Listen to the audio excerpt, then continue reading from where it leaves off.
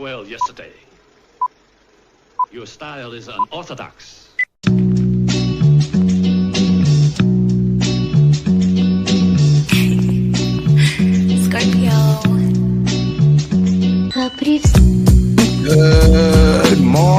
Good morning, Yankees universe. Welcome back to another episode of the Yankees Morning Brew on this Thursday, April 17th. Like always, I'm your guy Hector, joined by the compañera this morning. We got the lovely Grace Monroe. All you Yankee fans, wake up and get your coffee. Grace, how you doing?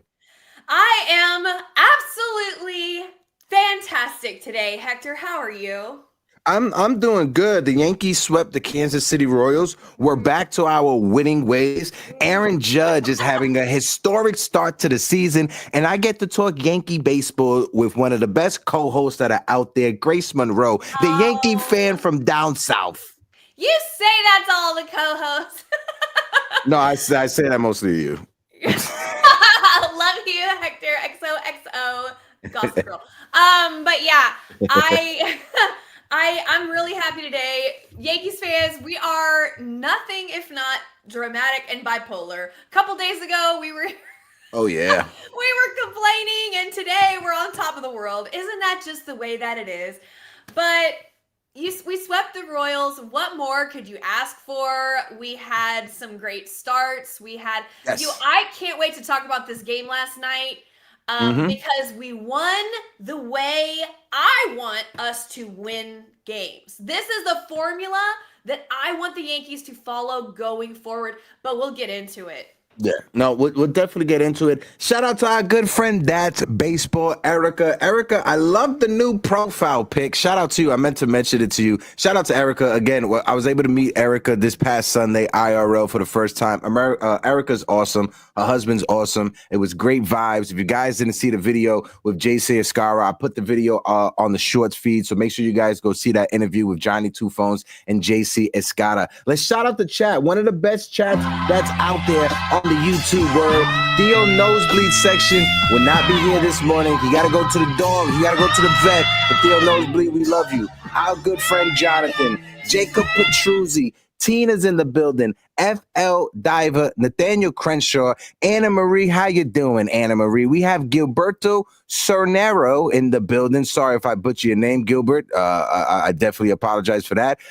Mark T. Maker is in the building. Ahoy! We got Stephen C. in the building. Yeah, ahoy. Ahoy is right. Is that like what the fuck is that or... music hack? Yo, Jacob, don't be hating on the music, all right, Jacob? Okay, do not be hating on the music. Shout out to our guy Jacob Petruzzi, who is in the building. We got our guy CK in the building. The Pinstripe Chronicles is in the building. Oh, Theo, I miss you. I miss you, Tats. I hope all is well. Shout out to the folks over there at the Pinstripe Chronicles. Make sure you guys go and give them a follow or subscribe as well. But Grace, we gotta talk with number 99. Let's start it off with Aaron Judge, number 99. Just Baseball. They put this out on Twitter. Great stat line from them. Aaron Judge first 18 games of last year, 2024. He had a 182 batting average, 337 on base percentage, 394 slugging, 3 home runs, 9 RBIs.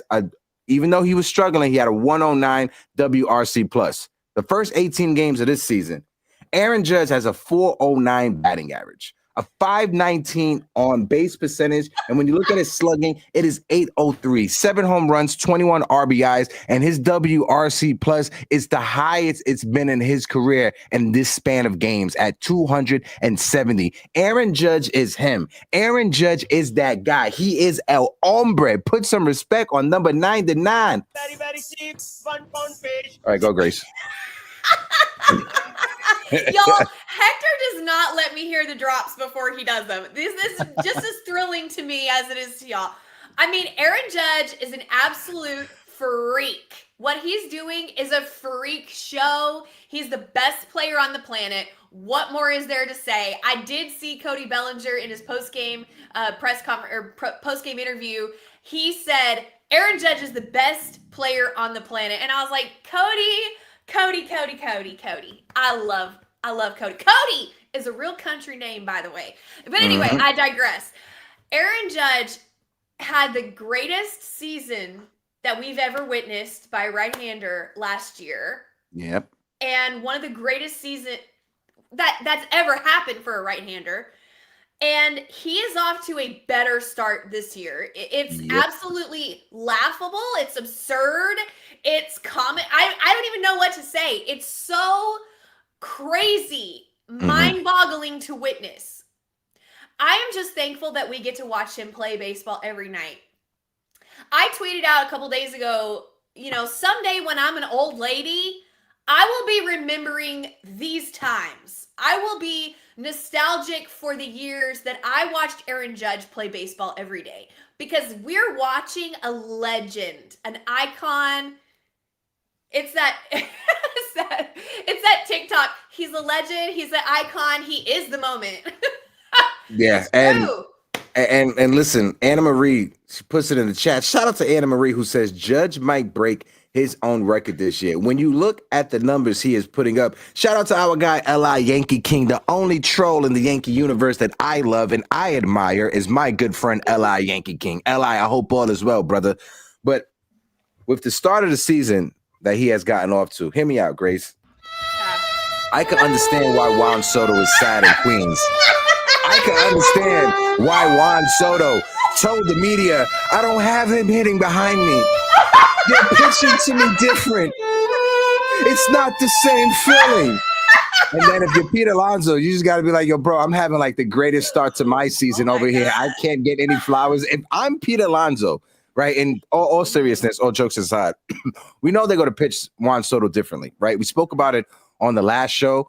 Aaron Judge, just nobody can compare or be the next Aaron Judge. You're not going to have protection like Aaron Judge. No.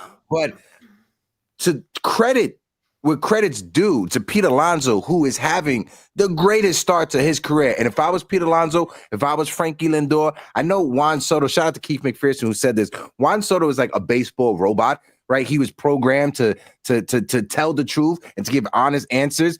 And if there's one thing that Juan Soto did, he gave an honest answer, right? And people want to kill him for that. When athletes are honest, they kill them. And with athletes, they make a little fib or they beat around the bush, they want to kill him as well. So you can't win, and you're always going to lose if you want Soto. The best point that I heard somebody bring up in the last couple days over this Juan Soto quote and the Aaron Judge-ness of it all was, do you hear Aaron Judge complaining? Do you hear Aaron Judge, wishing he had better protection behind him or in front of him?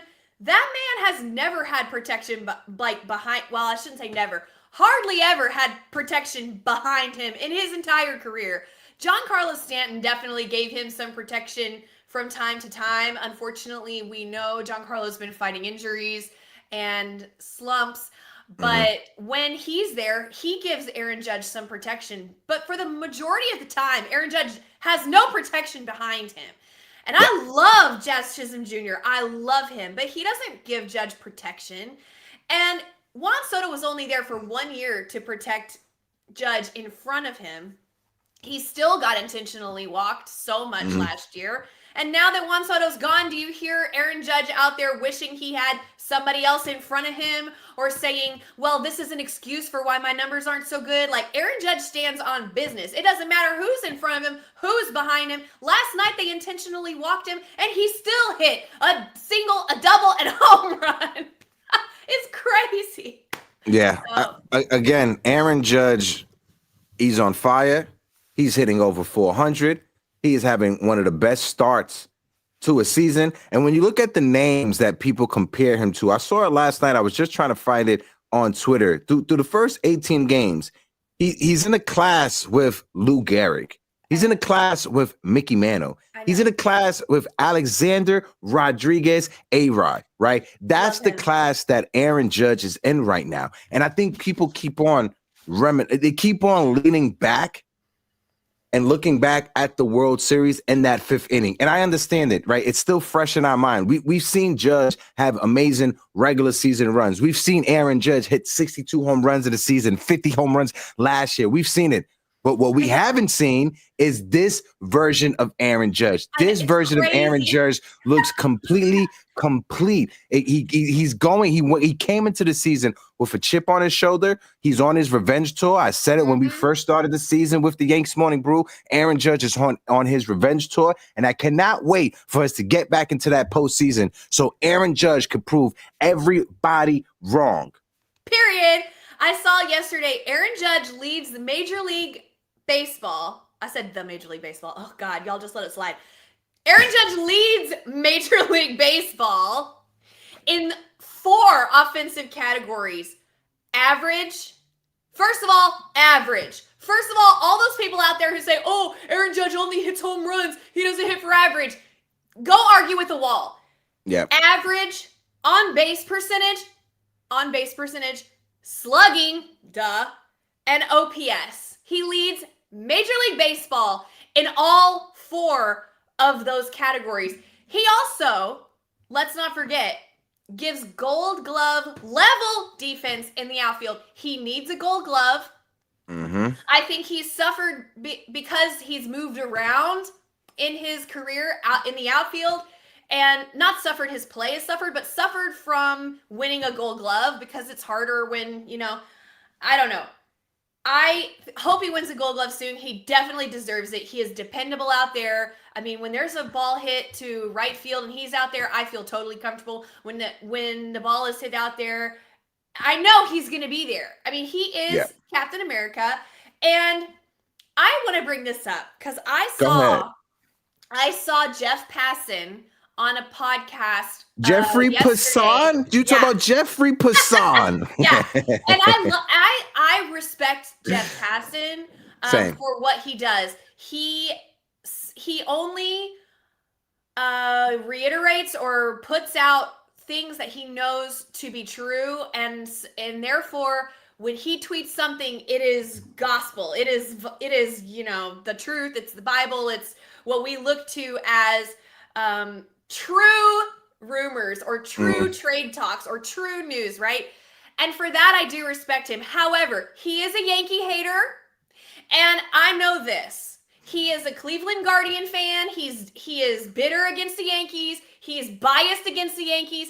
I know he voted for Aaron Judge last year to win the MVP, and for that, it's like, duh.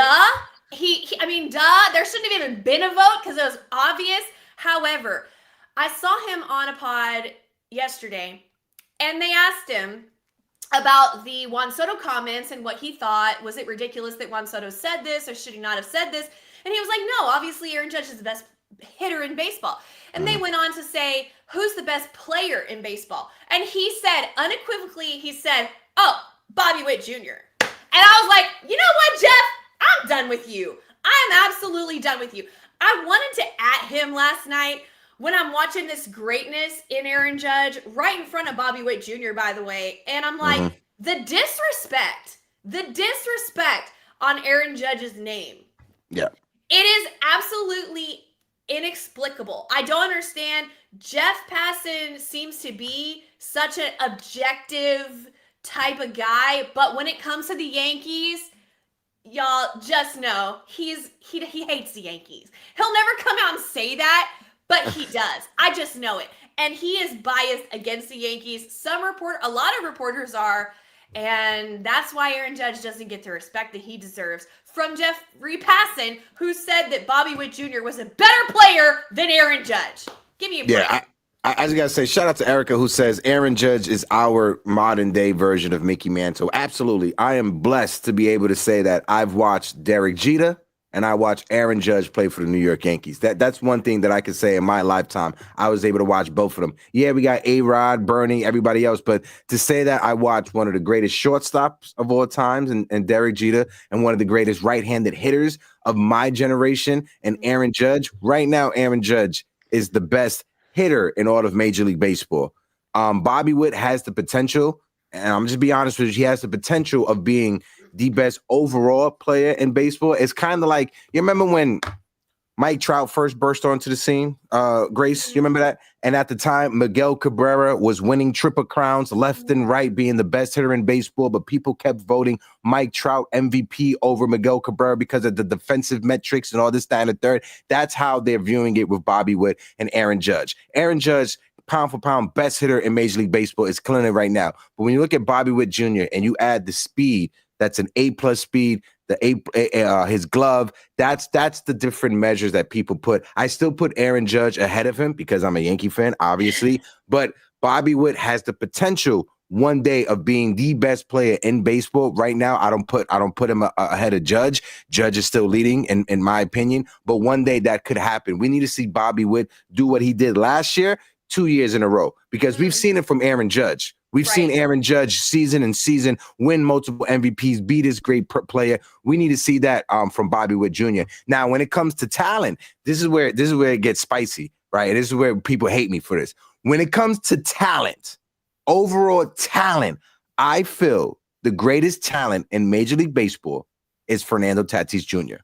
Yeah. When you combine speed, when you combine defense, when you combine power, his ability to hit close to 300, 280, 290, I feel talent-wise, Fernando Tatis is one of the most talented players in Major League Baseball. Obviously, injuries, obviously off-the-field stuff with the PEDs. I just feel Fernando Tatis is one of the most talented players in baseball. He definitely has so much potential. He's an incredible player for sure. It's like if you have like a tuner on your, radio or your stereo, and you can tune down the power a little bit, tune up the speed a little bit from Judge, that you get Fernando Tatis Jr., right? So it's like, do you prefer having above average at everything, or do you prefer having the top in a couple things and above average and then a couple average things, and then overall it's just what you prefer? I just feel like Aaron Judge doesn't get enough credit for his defense. I just feel like on the whole, he doesn't get enough credit for that. So, but yeah, Fernando Tatis Jr., great. I mean, there are a lot of great players, okay? But to say Bobby Witt Jr. is wild to me, because he hasn't done it. It's like, oh, he could be the best. He could have blah, blah, blah, blah, blah, blah, blah. Like, do it. I don't know. He's a great player. Don't get me wrong. He's a great player, but I don't think there's a single player in Major League Baseball that was, I don't know if it's about single, but the majority of players would pick to have Bobby Witt Jr. on their team over Aaron Judge. And I would say also, too, to compact that, right, to jump to piggyback of what you're saying, when you look at Bobby Witt Jr., no one's going to deny the numbers he put up last year, right? But like I said, we need to see that multiple seasons in a row. One day he could potentially be that player that we're talking about. And let's always remember, let's remember too, when it comes to like people in the media, they want to be the first ones to crown the next face of baseball. So that's why you see a lot of media heads like, I was on it first. I was the first one that said that, he was going to be the best player and he was going to be this, that, and the third. And they want to be the first person. So some of them may jump the gun. I'm not saying that's what Jeff Passan is doing. Shout out to Jeff Passan. Respect his work. Big fan of his. Spoke to him at the winter meetings. Saw him at spring training. He was amazing. But what I'm saying is that some folks are quick to want to don the new prince or the new king of baseball or the new king of sports. And that's why they jump to these hot takes real early, right? I still have Aaron Judge up there. And talking about Judge, I got this video that I want to play. I gotta get. You know who my boyfriend is? Who's your boyfriend? Aaron Judge. I find it hard to pay. Perfect. Some days are easier. Got to shout out the captain for that one. Got to shout out the captain for that amazing. one. I want to shout out the chat before we continue. Shout out to our good guy, Dennis, in the building, the people's champ. Like I said, folks, if you guys ever watching the Yankee game and you see the roll call going on, and when you look into the stadium, that guy with the big old championship belt, that's my guy, Theo Dennis, who is in the building, the people's champion. Dennis, how you doing? Then we got Cheesy Soul Cakes, who says Ellie De La Cruz is up there. I want to see another full season from Ellie De La Cruz, and Ellie can maybe leapfrog Fernando Tatis in that conversation. Absolutely. But Erica says Fernando Tatis is so much fun to watch. No, he's one of my favorite players to watch. I know a lot of Yankee fans feel some type of way because he ended the career of Anthony Rizzo, when his hip bumped into his neck or bumped into his head. But I think Fernando Tatis is super electric, one of the for best players to watch in baseball. Uncle Tat says, from Mattingly to Jeter to Judge, I have witnessed the greatest captains a kid that loved this game can witness. I'm going to leave that up there for a second. Absolutely, Tats. You know, absolutely. And shout out to Theo Tats. Shout out to everybody who's in the building. Folks in the chat, we got over 50 people watching us collectively on YouTube. We got 35 people. If you guys can, please smack that like button and hit that subscribe button. On YouTube, when it comes to subscribers, Grace, we are at 5,062 on our way to 10K. We got 50 new subscribers since the last episode, so we appreciate all the new subscribers. If you guys can, tap that like button, share us out on all social media platforms. If you could donate $1, $2, a super chat, it helps us keep the lights on. It helps us pay for StreamYard. We appreciate you guys. But on to the next topic. Right. And I set this up perfectly because this is a topic that I know Grace wants to talk about. Right. Okay. And we have to talk about the Martian, Jason Dominguez, right? Shout out to Evil Empire who put it out there as well, because if the Yankees want to go on analytics and the numbers, right? Jason Dominguez is 22 years old.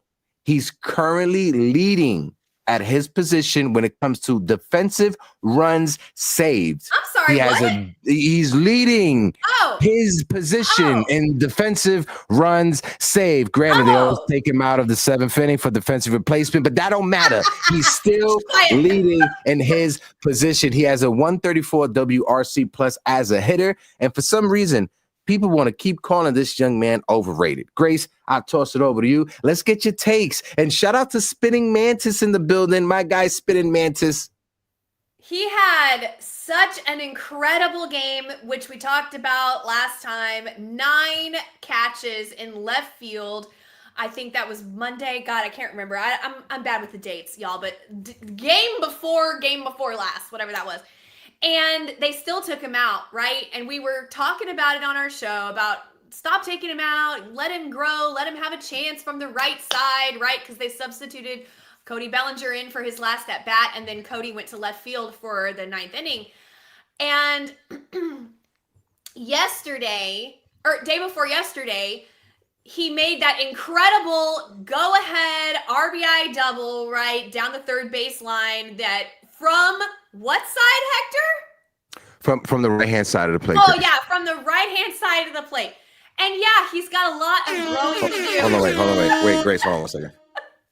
Yeah, it was just confirmed. It was from the right-hand side of the plate, Grace. Keep cooking, sorry. I'm getting something, Hector, that says that people said he couldn't hit from the right side. Can you confirm that he can it just got confirmed from the booth, okay, Perfect. Thank you. Shout out to the booth.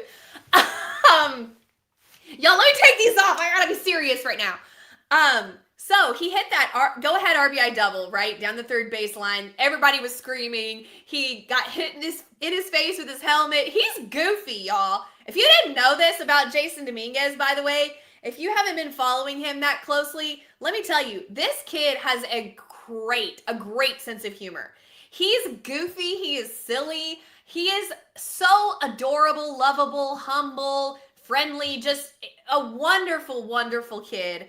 That's why he's my nephew. But I can't say son. He's my nephew. But yeah, he got taken out of the game anyway.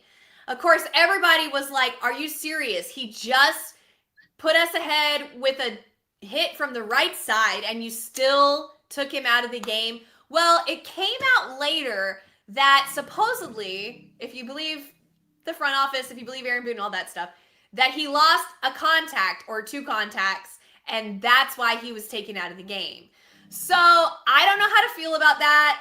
I guess that's totally possible. I've worn contacts ever since I was 12, and I've never lost a contact. Like I also don't play Major League Baseball, but that's I don't know. I'm not saying I don't believe it. I want to believe it. I want to believe it. And Aaron Boone said I was going to leave him in the game. So I think I believe him. And people are saying, well, why wouldn't he take him out of the game for Trent Grisham? Because Trent Grisham is a Gold Glover in center field. Okay, that has nothing to do with Jason Dominguez. Jason Dominguez is in left field. You could still substitute Trent Grisham in. at the end and get him in center field and leave Jason Dominguez in left field. Cody Bellinger was on the bench and they brought him off. So I don't want to hear that he was substituted for Trent Grisham. He wasn't. Cody Bellinger was substituted for Jason Dominguez. So let's get that straight right now. But last night, another great game. I mean, he worked his walks, okay? Yeah. We're trying to grow a complete Major League Baseball player. There's going to be nights where all he can contribute to the team is good at bats, long at bats, working walks, stealing bags, and defense in the outfield. We've seen the gamut from him during this Royals series, and I think that everyone out there should be pleased with his progress. Am I ready to crown him Rookie of the Year? Am I ready to crown him, the second coming of whoever? No. But can we all agree that he has improved majorly? That's all you can ask from a kid. So I'm really, really happy. Yeah, I saw that contact story getting circulated around. And at first, I had the same inkling that you had, like, word. But then looking at it, right, taking a step back, when you look at what happened when he swung the bat and it hit the back of his helmet and it came up, he could have lost his contact in that moment. And it kind of makes sense because when they came back from commercial break, it looked like Cody Bellinger didn't know what he was doing. Like, he was like, where am I? Like, I got to go out. Where am I supposed to go? So it kind of seemed like they rushed him like, yo, we need you out there because this kid doesn't have any context or anything like that. So there may be some validity to it. I know it saved Aaron Boone's ass. And, it's like the little boy who cried wolf. It could have some truth to it. But with everything that has come out from Boone and from the Yankees, Yankee fans don't want to believe it. Again, I'm not trying to find an excuse. There could be some truth to it, or could be smoke in the mirrors. I really don't know. I wasn't in there. I just got to take Aaron Boone's word for what it is. But Jason Dominguez, I know Jacob was saying it's one hit. Great. So it was actually 3 hits. Okay. He got 3 hits in that game, Jacob. I know he went 0 for 3 yesterday, but you're seeing the improvement from Jason Dominguez. You're seeing the comfortability from Jason Dominguez. Shout out to my guy Caleb Vasquez with the $4.99 sticker, helping us keep the lights on over here. Shout out to my guy Caleb, who helped me out on Sunday. Shout out to Caleb as well. So I just got to say that he's getting more comfortable. You just like Keith said, 7 hits, 3 hits, 7 putouts. He's a lot more comfortable up there. As the season goes on, he's just going to feel more comfortable, and he's going to just play better out there, hitting from both the right side and the left-hand side of the plate. Just let him go out there, get his reps, point blank, period. And Caleb put that sweep in the chat. Appreciate you, my guy. Do we remember what it was like when Volpe first came up? How frustrating he was in his rookie year for a while, how streaky he was, how much he had to learn and from at the plate, and they never benched him. They stuck by him. We have to give Jason Dominguez he's our #1 prospect. Okay, we've invested time, energy, money, everything into this player because his potential is off the charts. They believed in him. They left him out of trades. Here he is. If he hadn't had Tommy John last year, he would have been on the Major League squad last year at 21. This kid is awesome. So we have to give him some time. I would argue he's already doing better than a lot of rookies when they first come up. He's quick learning. And he's contributing in a bit. He's the #1 in defensive run saves at his position. He is 134 WRC plus hitter right now. I mean, and when you look at it again, I understand only 1 hit from the right-hand side of the plate, but you got to let this kid get more at-bats from the right-hand side of the plate. When it comes down to it, I know Trent Grisham started the season fire. I know his batting average is coming down. You got to ride the hot bat. I get that. But you guys are going to tell me that you would rather Trent Grisham up to plate in a big time situation in September over Jason Dominguez, if that's what you're saying late in the game, you would rather Trent Grisham playing a game over Jason Dominguez, then just trade the kid right now. You have no faith for him. Trade him right now. Get whatever you can back for him if you would rather Trent Grisham being in the lineup or being in the outfield in a late game situation. Right now, while Jason Dominguez is still figuring out, I understand it. I get it. I'll give you that. But let him get his reps. And if Jason Dominguez, I'm telling you this right now, Grace, if we're in September and Jason Dominguez is being defensive replacement or being pinch hit for Trent Grisham because our lefty is coming up, the Yankees are in a bad position. If that's the formula and game plan the Yankees are doing in September, the Yankees are going to be in a bad position, and that means that Jason Dominguez didn't develop in the regular season going into October. My guy CK with the $5 super chat. If the Martian continues to improve, do the Yankees move him up in the batting lineup? You keep him where he's at. You keep him where he's at. You just let him cook in the bottom of the lineup. Eventually, will he come up? Yeah, but you just let him cook right now. You just let him stay in the bottom part of the lineup. You don't want to do to Jason Dominguez what you guys did to Anthony Volpe last year when he started the season on fire. And I think every Yankee fan was feeling this type of way when Jason Dominguez got that extra hit.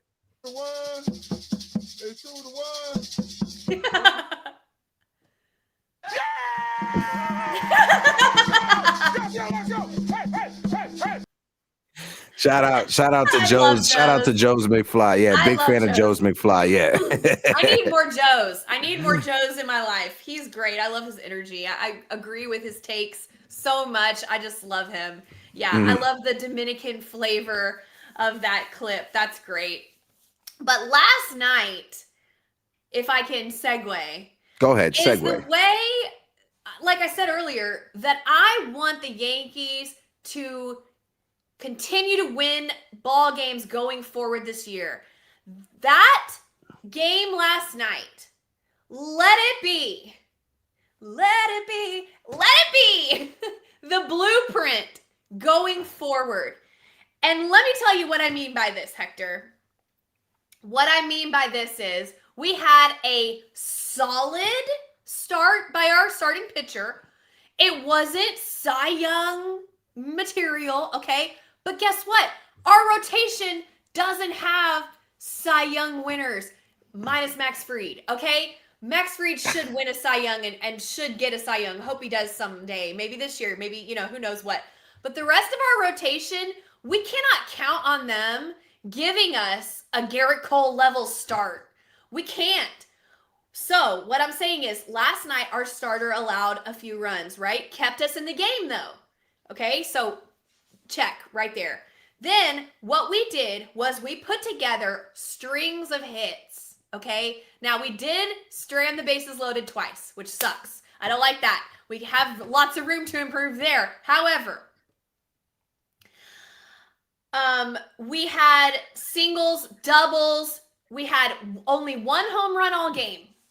And that's how I like it. Listen, I love home runs just as much as the next person. But that's not a winning formula long term when you are going to face lights out starting pitching in the playoffs. We've seen it over and over and over and over. Yankees hit home runs like there's no tomorrow in the regular season. And then when the postseason comes and you're facing the best pitching in the world, the bats get shut down.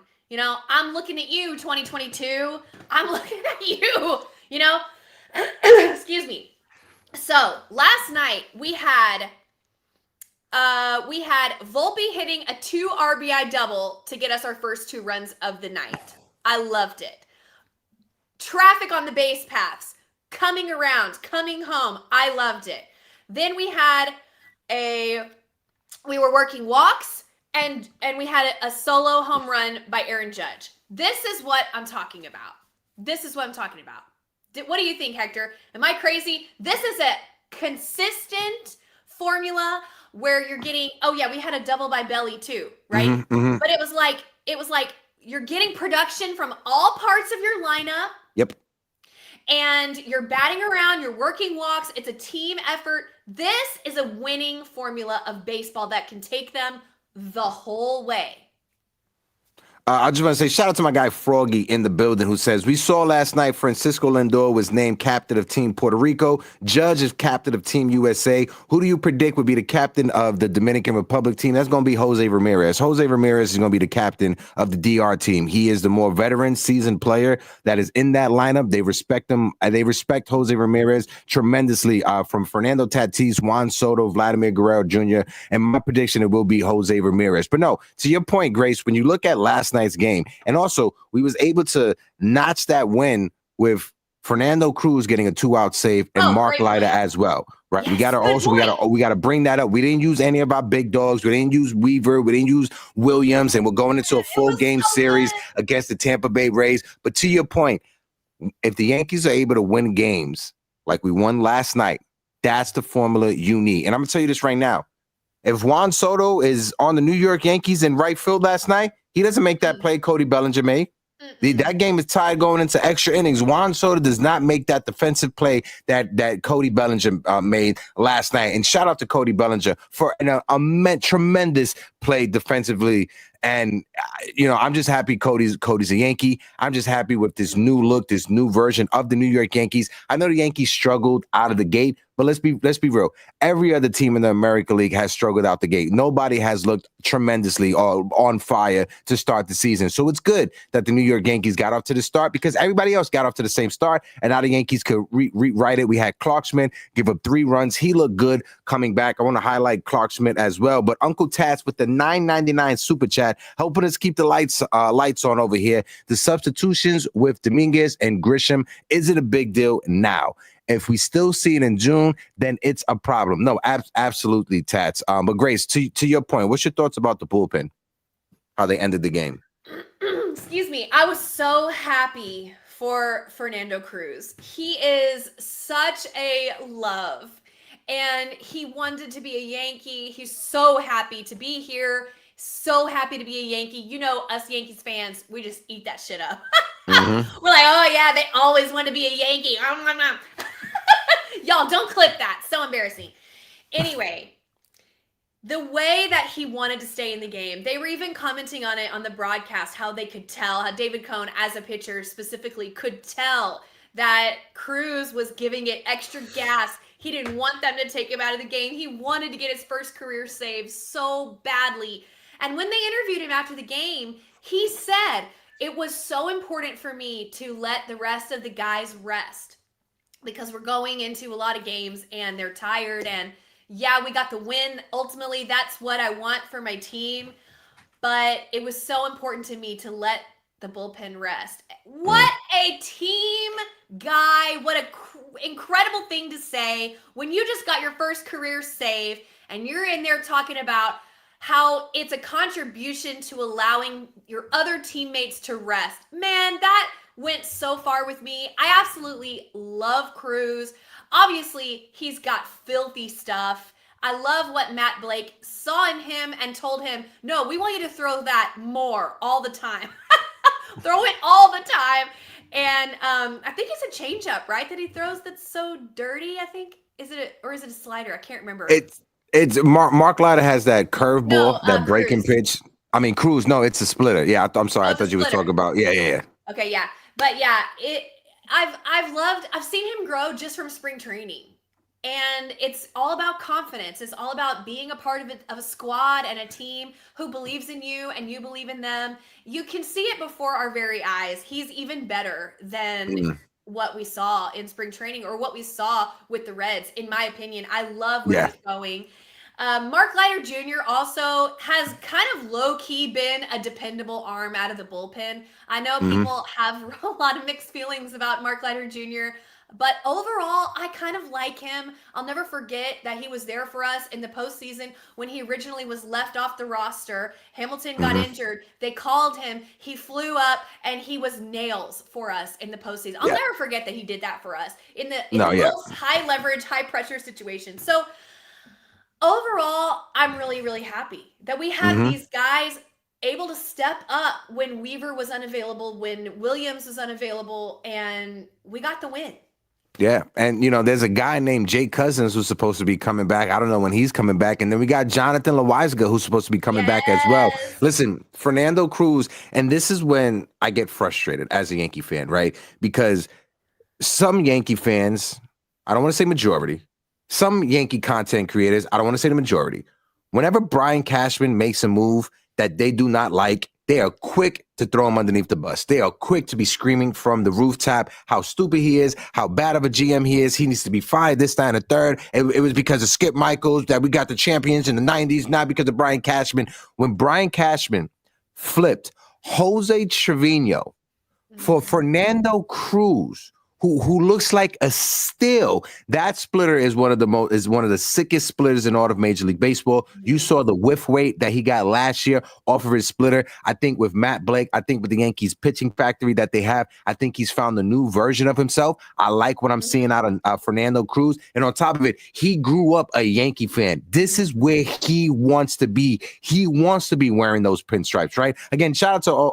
every other Yankee fan and every other content creator that's out there. I just like, if we're going to beat up on Brian Cashman when he makes bad moves, you got to be able to give him flowers when he makes an objectively good move. And flipping for Jose Trevino, who was not going to be a starter for the New York Yankees, for Fernando Cruz is is a top move from any GM. If a GM on the Oakland Athletics made that move, people will be saying he needs to be hired by the New York Yankees. Brian Cashman made that move, and I want to give him credit for that. That was a solid move, stealing Fernando Cruz from the Reds for Trevino of all players. Yeah, a wonderful point. And Trevino had fallen off, unfortunately, after he hurt himself. He never came back really the same.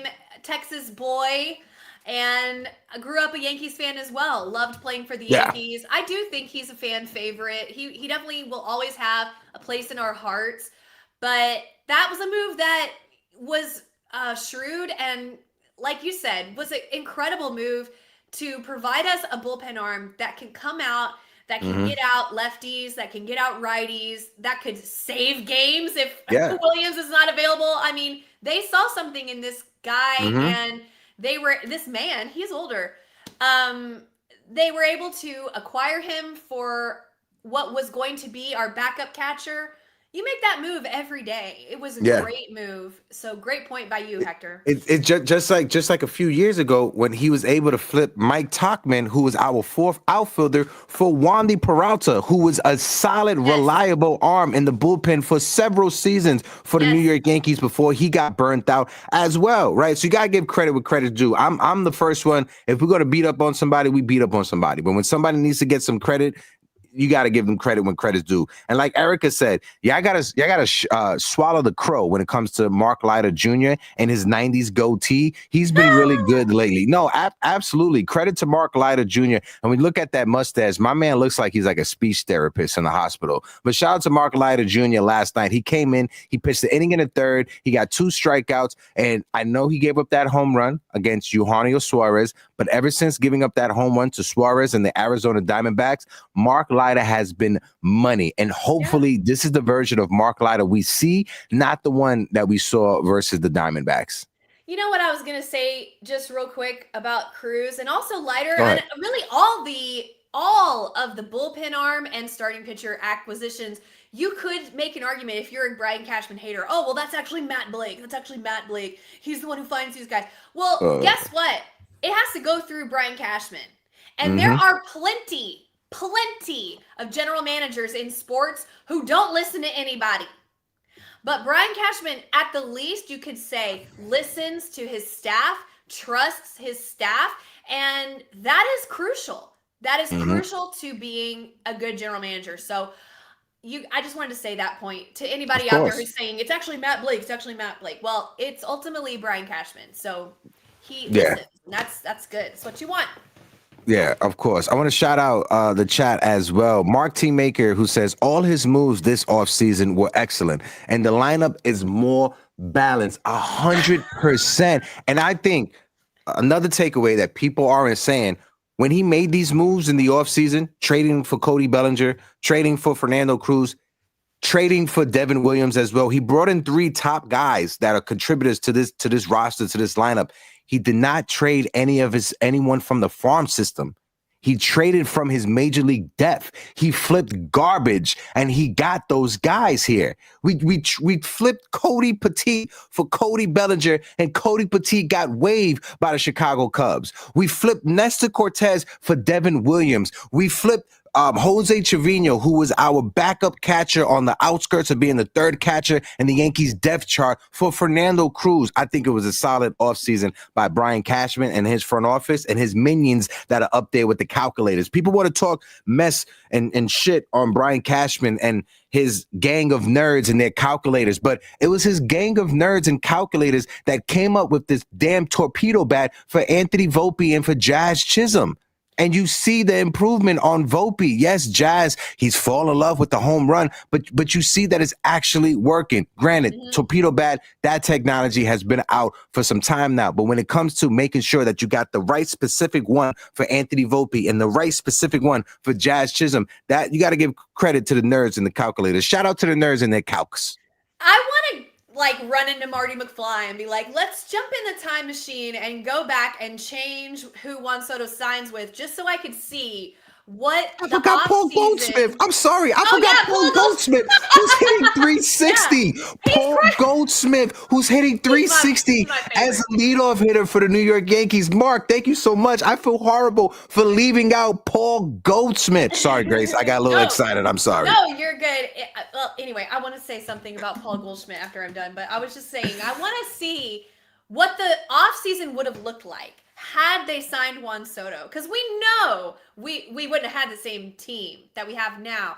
I wonder who they still would have acquired, who they wouldn't have acquired, and how the season would have played out under that scenario versus what we know happened, where we were screaming, we're not going to have any offense, and now our offense is off the charts and our pitching is, I mean, it's crazy. I'm just curious, with a morbid curiosity of what would have happened in the offseason had they signed Juan Soto, because most of these moves were made after Juan Soto went to the Mets.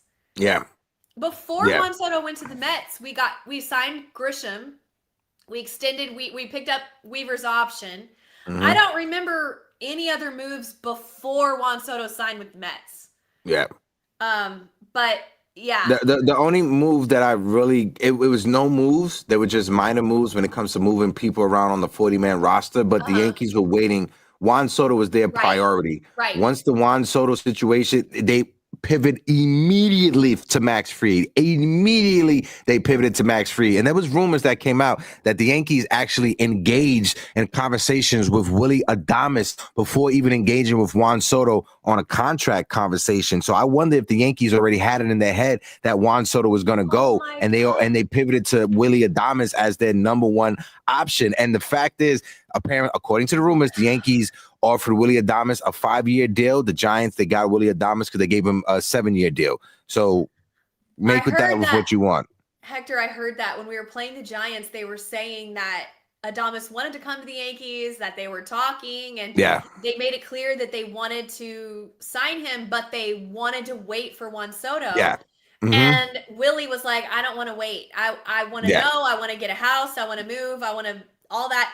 So we could have potentially been looking at an offseason that was Juan Soto and Willy Adames. I cry myself to sleep at night. Listen, as much as I would love that, Grace, as much as I would love that, the team that we have now is much more balanced. Having Max Fried to be the ace of our staff, because if we didn't have Max Fried, that's true.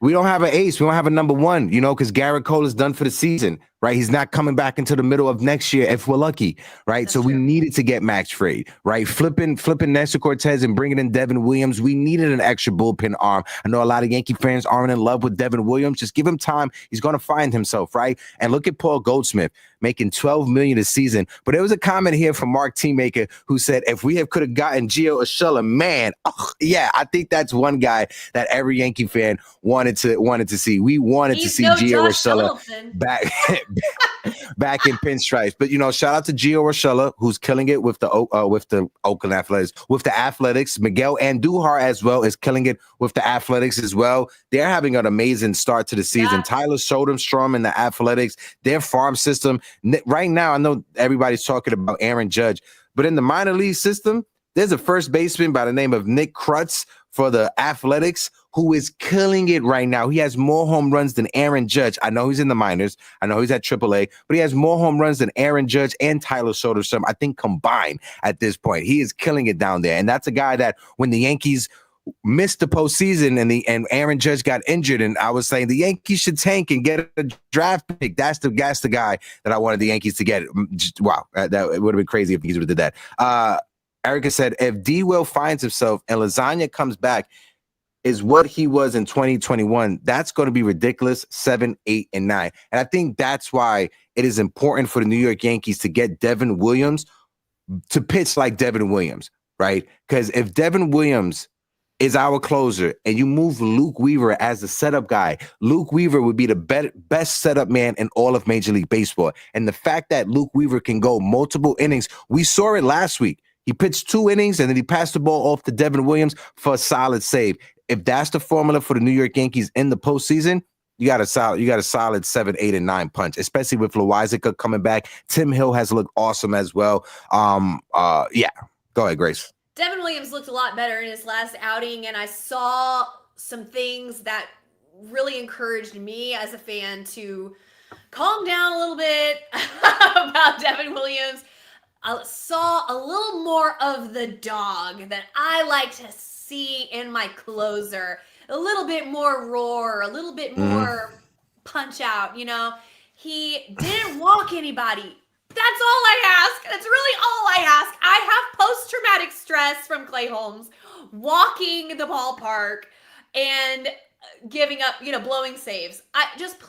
Can you please just not walk anybody? And I'm okay. If you give up a base hit because a ground ball slips through the infield, you know what? So be it. If a guy beats you, a guy beats you. But don't walk anybody. Like this is all I ask. This is what I'm going to say when it Grace got lost. Hold on, wait, let me bring her back up. Sorry about that, Grace. I don't know what happened. This is what I say when it comes to Devin Williams. And again, I know a lot of Yankee fans feel whatever they feel about Devin Williams. I'm always going. Devin Williams is my closer. Point blank period. That's what I'm going to say. And if anybody comes for me, this is what I have to say. Come get me. Get me fired. Get me fired. Me, the big gaslighter. Get me fired.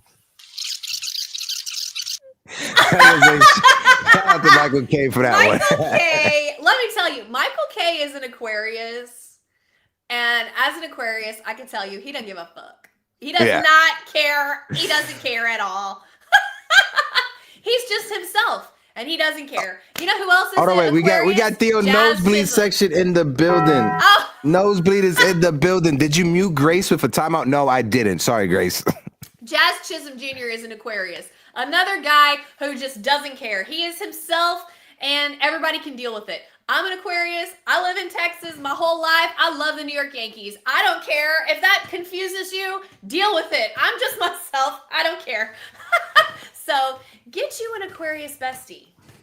I just want to say shout out to my guy Ness in the building, Bendiciones Ness, who says, why is Paul the leadoff hitter, a proven run production? That's what I want to know. Don't need a scientific calculator to see that. And the love of God, keep Bellinger in front of Judge. Ness, when it comes to Paul Goldschmidt being the leadoff hitter, I don't hate it because he's getting on base. Right, he only has 1 home run. If Paul Goldschmidt had like 6 or 7 home runs like Judge, then it's a different conversation. But he has 1 home run of the season. He's getting on base, and that's what you want. You want somebody on first or on second when Aaron Judge comes up to bat, because it makes it so much harder for the opposing manager or for the opposing pitcher to pitch against Aaron Judge when you have somebody on first base. They could be slow like Paul Goldschmidt. You don't got to be the fastest person in the world. But if you have a guy on first base, it's more difficult to pitch to Aaron Judge because that 2-run home run is in the back of your mind. You can live with a solo home run,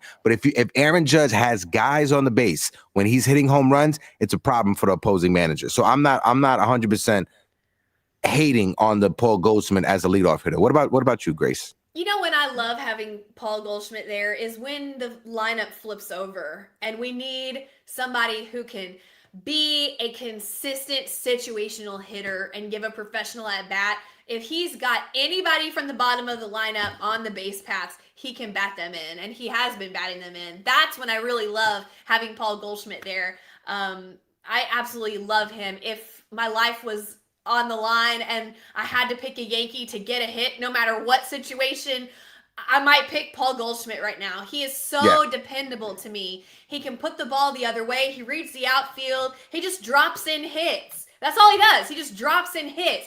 Now, if my life depended on a home run, I wouldn't pick Paul Goldschmidt.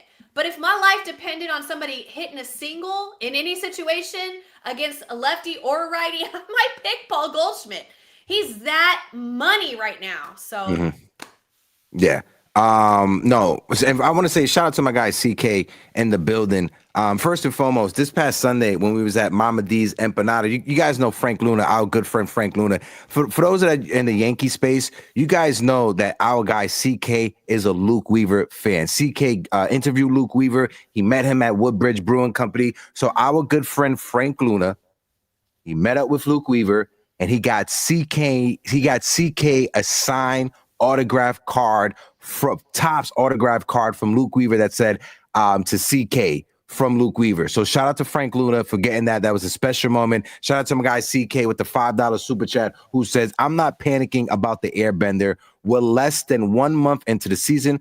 Cold weather sucks for pitchers, and he was barely used in spring training. No, 100% agree with you. We got Big Ant NYC with another $5 super chat, helping us keep the lights on over here, representing Bayamon PR. Shout out to my guy De La Isla, who says, check it. The Yankees need to continue following the blueprint from the 90s, which is a mix of young players with veterans. And when you see this Yankee squad, that's exactly what it is. It's a mixture of young, homegrown talent from the Yankee system and some veterans that were imported in. Let's call it out. Matter of fact, I have the lineup from the New York Yankees from yesterday's game. Let me bring it up right now. I'm going to just move this super chat. I'll bring it back right up. Hold on 1 second. Let's look at the lineup. Paul Goldschmidt, Cody Bellinger, they were imported in. Aaron Judge, homegrown. Jazz Chisholm, imported. Anthony Volpe, homegrown. Austin Wells, homegrown. Chisholm, imported. Jason Dominguez, homegrown. Oswaldo Peraza, homegrown. That's 5 guys in the Yankees lineup. 5 out of the 9 hitters in the Yankees lineup that were homegrown Yankees. Outside of Aaron Judge, you got 4 guys that are going to war with Aaron Judge that are homegrown. You got Oswaldo Cabrera, who is on the bench as well, homegrown. We got Will Warren in the starting rotation. Clarke Schmidt in the starting rotation. We got some homegrown talent on this team. And young. Not only homegrown, but young, right? Mm-hmm. When people say the Yankees are old, they're all old, right? That was what we heard a few years ago. Just a few years ago, that all of our players couldn't run and that they were old. And look at us now. How they flip everybody in just like a year and a half, and they flipped the whole squad. It's crazy. It's wizardry. Yeah. Yeah, it definitely is. Erica says, well, Peraza is a charity case at this point. I understand that, Erica. All right. No. But he still counts, okay? I do not agree. In fact, when I woke up this morning, I said, good morning. Pablo Reyes hasn't played in days. So happy. Sorry. That was no awesome. Shade to no shade to Pablo Reyes, but y'all, come on. Let's celebrate. That Boone's been handling the bullpen really well. And he hasn't been playing Pablo Reyes over Oswald Peraza. So let's celebrate that. I don't even remember the last time I even saw Pablo Reyes in the lineup. But shout out to Old Sarge in the building who says Spencer Jones will make it 6. Don't tell that to Grace, okay? All right? Don't tell that to Grace, all right? Okay, Sarge? We was having a good conversation before Sarge fucked it up. Shout out to old Sarge that is in the building. Taco Froggy says, the Martian got the death beam. Gotta hit a grand slam to save the world. Forget Judge and Bellinger. Give me Trent Grisham. No way, Jose. Shout out to my guy Froggy, who is from Texas, who is a Houston Astros fan. So I just want to throw it out there. My guy Froggy, love him to death. I love the dog and the profile pic as well. Grace, I'm going to toss it over to you for Grace's hot corner. All right, what's your thoughts? What are you looking forward to? What topic or what story do you want to talk about?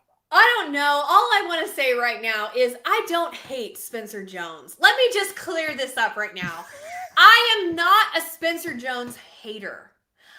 But to be just perfectly clear with everybody, I do not think that we should leave him out of a possible trade that would improve the Major League squad. Now, I'm not going to trade him for a bag of balls. I know he has value. I'm not crazy. But I don't agree with leaving him off the table for the sake of 2 or whatever years from now when he might play on the Major League team, to the detriment of winning the World Series now with Aaron Judge and Giancarlo Stanton and the squad that we have now. So that's what I just want to make really clear, okay? And I don't agree with the fan base falling in love with him being the next Aaron Judge. Aaron Judge is a once in a lifetime player, once in 100 years player, okay? So to leave Spencer Jones out of trade talks that might improve the squad, to me, is crazy. That's what I'm saying. I don't hate Spencer Jones, okay? So I just wanted to say that, Hector. I'm gonna say, I'm gonna go find some tinfoil hat because I am a Spencer Jones truther. All right, I'm gonna go hard for my guy Spencer Jones. All right.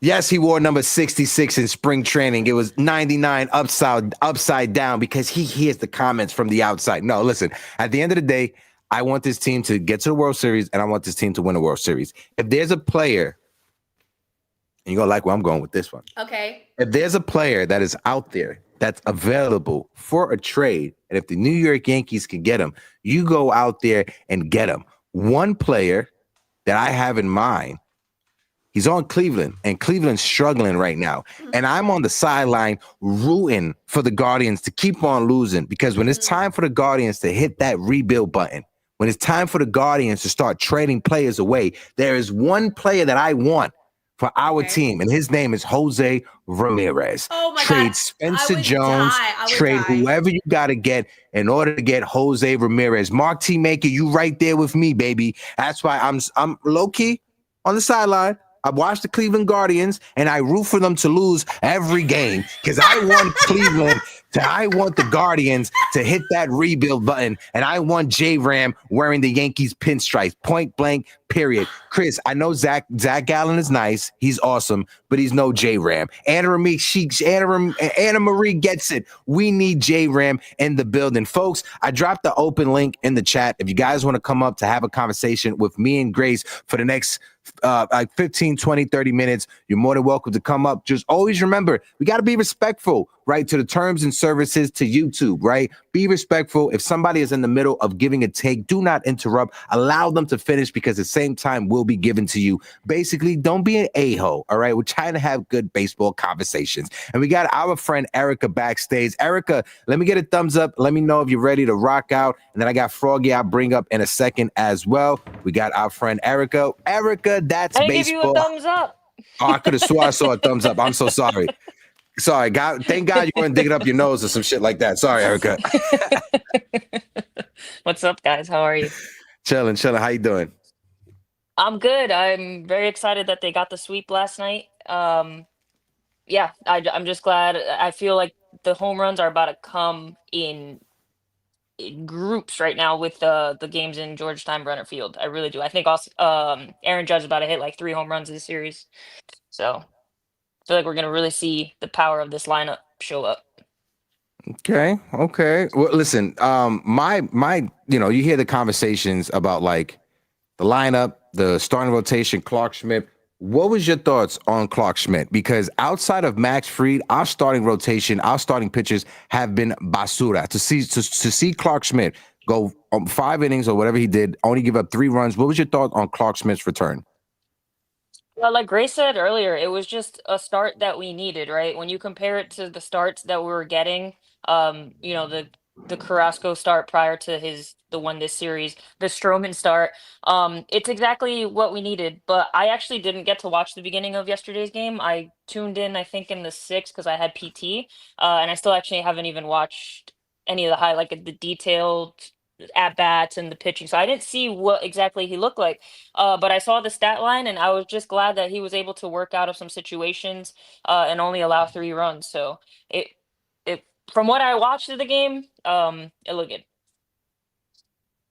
But I'll watch it in detail a little bit later. Copy. I want to shout out King Solomon in the chat. I think King Solomon is just trying to get a reaction out of Grace. He's just throwing the grenade in the chat. He says, I have a question for Grace. Somebody said that Spencer Jones is better than Kyle Tucker. I don't know who said that. That's an idiotic take. Because Tucker had a strikeout a little more. Hold on, wait 1 second. Has strikeout a little because Tucker strikes out a little more. I asked him, where does Jones play? I guess in AA, right? Yeah, I don't. If there's any Yankee fan that is out there that's saying Spencer Jones is better than Kyle Tucker, listen, like I said, I am a Spencer Jones truther. I would never say Spencer Jones is better than Kyle Tucker, somebody who's proved it at the major league level as an all-star and helping the Houston Astros win a World Series. So I don't know who said that, King Solomon. That was a bit crazy. I have some concerns about Spencer Jones, which I think are very valid. But my major philosophy is that I want to win now. I don't care about the squad 2 years from now or even next year. I want to win now. If we have a chance to win now, I make the trade. And that's just my opinion and my philosophy. Probably why I'll never be a general manager of a Major League Baseball franchise because, you have to, as the manager, think about the squad 2-3 years down the road or at least next year, right? But for me, I would sell the farm to be a World Series champion this year. So that's just my opinion, Listen, if it makes sense, right? I'm not trading any of our top prospects for Jack Flaherty. I'm not doing that, right? I'm not trading for none of our top prospects for a fringe reliever, right? Like Pete Fairbanks. That's what I'm not doing. But if it's a difference maker like a Jose Ramirez, if it's a difference maker like a starting pitcher, like a Zach Gallen even, we can have that conversation. What's your thoughts on that, Erica? No, I agree. I feel like, we need him to do as good as possible with the Patriots and raise his stock because the Yankees don't have much prospects to leverage at this point. They gave up a lot in the last 2 years.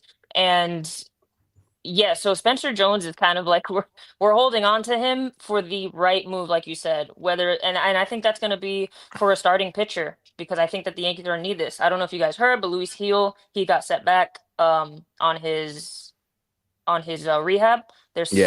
Yeah, so they did an MRI, and I think they're going to wait another 10 days or something like that. So I have a feeling that we're going to need to trade for a pitcher at some point, and I need Spencer Jones to be the guy because I don't want to give up George Lombard. And that every team's going to be asking for him. So yeah, there's not a lot of depth when it comes to prospects, and we don't have a lot of capita. I was watching SNY yesterday, and there was a guy on there that was talking about our pitching depth and like how bad it is. And I was like, yo, no team can really withstand losing 3 out of 5 of their starters and having like ideal depth. Like, I'm sorry. I don't understand the argument. I just wanted to bring it up here because I was like, I think the Yankees have done as much as they can so far with their situation because you lost your rookie of the year, your ace, and then a guy that is promising in Clarke Schmidt that we thankfully got back, and they're still 11-7. That says a lot. Yeah. So shout out to Cashman and the front office for doing as much as they have been able to. But yeah, I just thought that I was getting like really frustrated. I'm like, this guy's getting paid to say this. Like, no team should be able to handle this. This is a lot of adversity.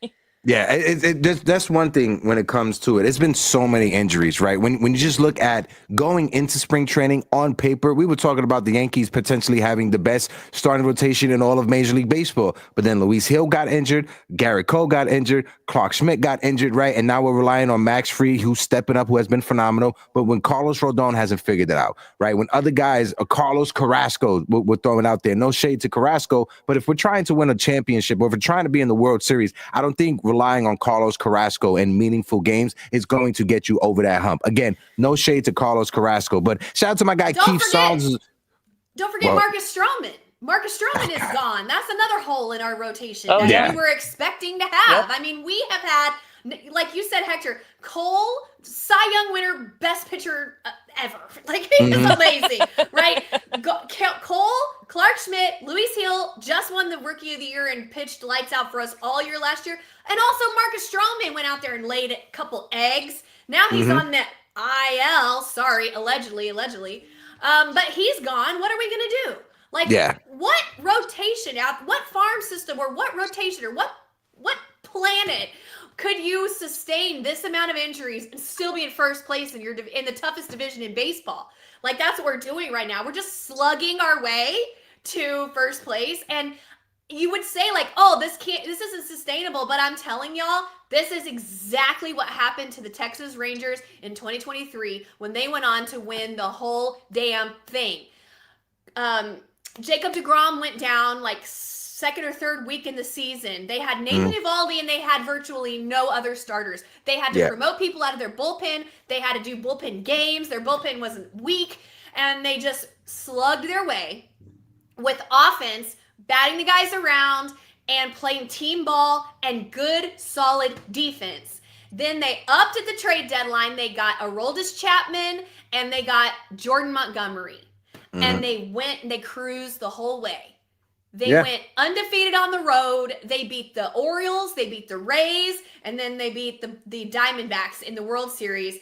And it can happen. You know, it's tough, but it can happen. Well, when you look at the Atlanta Braves for some years ago, right? They lost Acuna, they lost so many different players, and they went out there at the trade deadline, and that's what you do as a GM. You improve your team to get to the championship, and that's what they did. I'm gonna shout out my guy Keith Saunders in the building. Says, Erica, I saw your IG reaction to the Bellies catch, and it was epic. You talking about this one that's right here that I'm gonna play and embarrass Erica?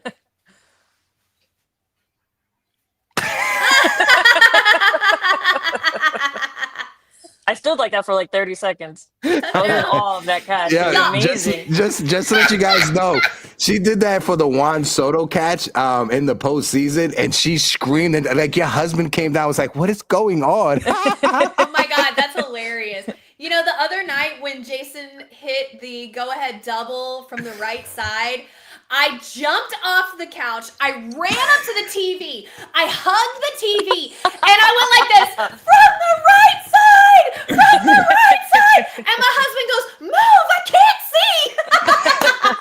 Erica, and I was like, tell man, you, I wish I would have videoed that. you gotta start chronologizing that. You have to start showing those. You have to start showing those reactions. Yes. Make a compilation of that, because that shit was hilarious. Shout out to my guy JV in the building that says, Erica, that's classic, 100%. Big Ann NYC says, I couldn't disagree with you more, Erica. The Yankees are stacked in their lower level farm system. Bleacher Report has the Yankees farm 7th overall. I think when you're talking about lower level, you're talking about the DSL league and low A. I could agree with you on that, Big Ann, but I think at the AAA level, the Yankees traded over the past 3 to 4 years 30 pitching prospects, 30 different pitching prospects over the past 3 to 4 years, and that brought us guys like Mark Leiter Jr., that brought us guys like Lou Trevino, et cetera, Harrison Bedard as well. Yeah, so it's 50-50 on that one. Go ahead, Erica. I'll let you respond to that one. Sorry, my dogs are going crazy. Yeah, I meant it more like, I don't want to say MLB ready, guys, because I don't think that's what I'm talking about. But like, yeah, if you're talking about very like lower level, maybe I'm just not knowledgeable enough in it. But I mean, I meant like guys that are ready for the league in the next 2 years. You know what I mean? I feel like we got rid of a lot of that, or they're up, on our roster right now. So when you look at other teams and what they have right in their back pocket, I just feel like if it comes to a bidding war, we're gonna get outbid, Yeah. on top of the Yankee tax that already exists. So yeah, that's what I meant, I guess.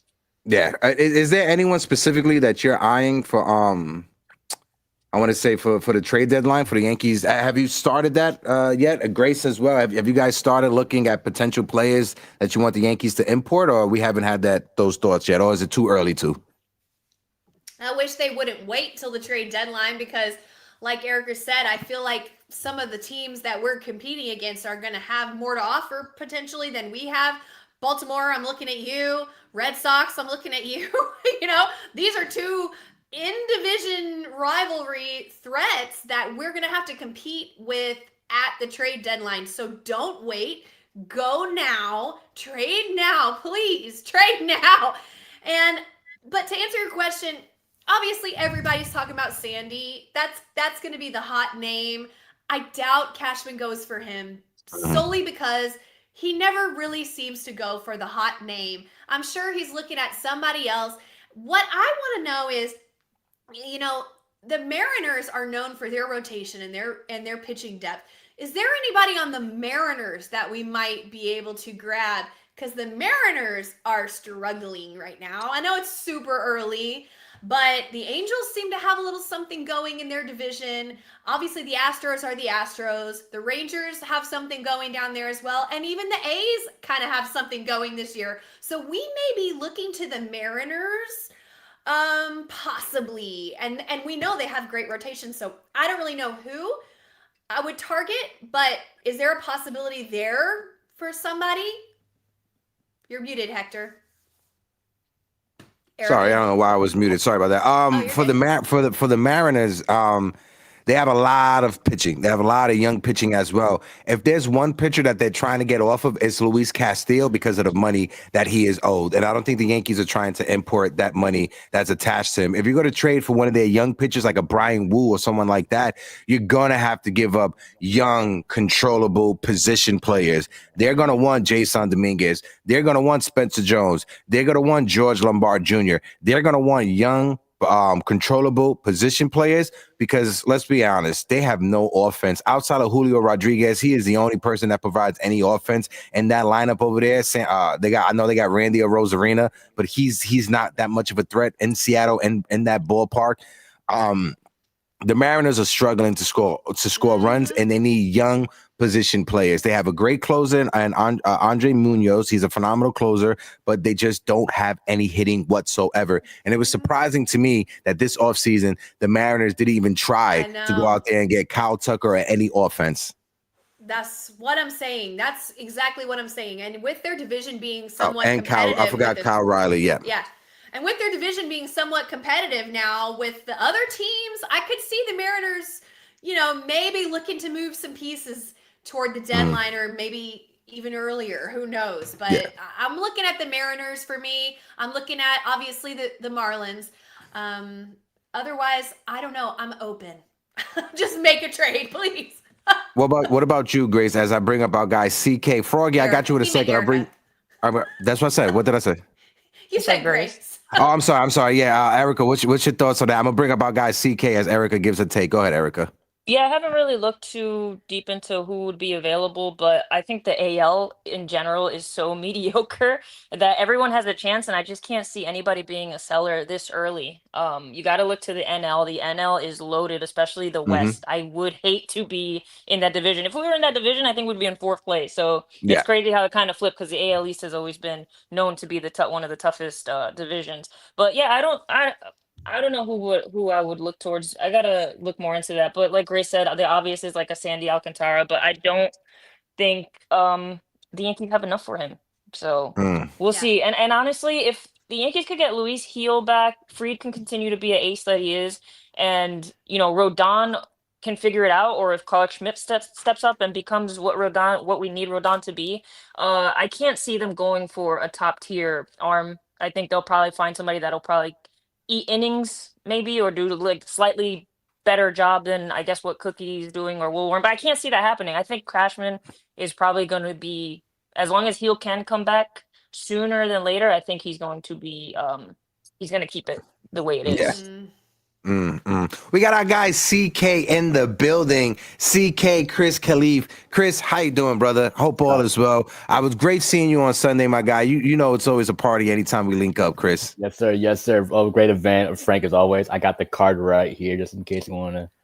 Hey, show that. What does it say specifically? Happy birthday, CK, and Luke just signed That's it. so sick. That is so sick. That is so, and it was awesome too because when CK went to see JC, meet JC, got his autograph. That's when Frank did it. And CK, I got emotional for you. I don't know how you was feeling, but I got a little tear came down my eye, my guy, because I'm so happy for you, Chris. You're such a great person. One of my favorite people that I met in this entire Yankee community, bro. So I'm so happy that Frank was able to do that for you. I was holding back tears, really. It was very thoughtful of Frank. And shout out to Frank, one of the great guys in the Yankee community. Like, helps us. How's my content creation journey go? Popping up church too, and host the best events, in my opinion. If you're in the Jersey Shore area, you got to go to a Frank Luna event, whatever he hosts. Like, he gets me 1 hour. Like, I live 1 hour away. It's worth it for me to go to a Frank event. Yeah, 100%. But CK, we here. You hear the conversation. We talking Yankees. What's your thoughts on the conversation? Let's get your insight when it comes to our Yankee team. I mean, not much to complain about. We just swept the Royals. Team's in first place.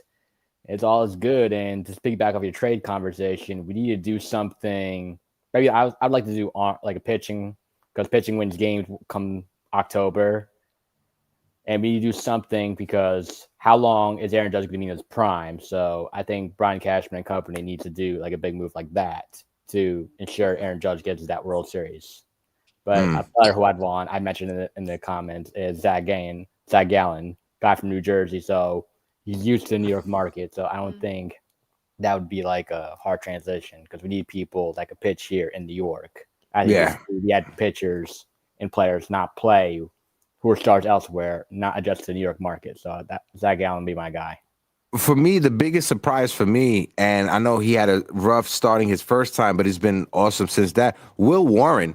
I'm liking what I'm seeing out of Will Warren. I know a lot of people in that Yankees organization, especially his teammates, they rave about how he has the makeup to pitch in New York. I had the blessing, shout out to our guy Nitya Ramachandra, for setting up an interview with Will Warren a couple of years ago. And Will Warren, you could tell he is mentally ready to pitch in New York. You could tell he wants to pitch in New York. He reminds me of Mike Mussina, right? Not saying stuff-wise, but I'm talking about the way he carries himself. Literally everything that Mike Mussina loves to do outside of baseball is Will Warren. Will Warren loves going hunting. Will Warren loves being on his tractor back at his farm that he has, right? And that's what you saw with Mike Mussina, and I like what I'm seeing out of Will Warren. Grace, let me get your take on that. What's your thoughts on the young Yankees pitcher, and throw it over to Erica?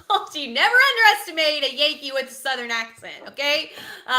There's a long storied history of Yankees with Southern accents, so don't ever get it twisted. So I'm a big fan of Will Warren. I think all you can ask from him so far is what we've been seeing, which is improvement. They said he couldn't go 3 times through the order. He's starting to go 3 times through the order. They said he couldn't pitch deep into games. He's pitching deeper and deeper. He's working in more of his pitches. He's learning, and he's learning on the job. That's all you can ask from a young guy. Of course, Luis Hill had a Rookie of the Year season. It's hard not to compare a rookie to the rookie we saw last year, but that was a once in a few year situation where a guy just comes out and lights the world on fire, and he wins Rookie of the Year. So don't compare him to Luis Hill. He's his own person. He's growing. He's learning. But like you said, Hector, he's got a great mentality, and that's all you can ask from him. So I'm encouraged by what I'm seeing by Will Warren, and I'm excited to see his further growth this season. I hope they don't send him down. So. Same. Erica, let's get your take when it comes to Will Warren. I think your dogs love Will Warren as well because they barking in the background. That's why Erica went to close the shade, because they barking at somebody outside. So loud. I don't get a puppy, guys. When you think that your dog needs a dog, just don't do it. Because that's where I'm at right now. Yeah, she just keeps barking. Will Warren, you can't really ask for more. He's kind of been put on the spot, right? The Yankees really needed somebody to step up. I feel like he's doing a solid job. He's been tested pretty early. Diamondbacks lineup is no joke. The Giants lineup, they started really hot and they're still continuing to be hot.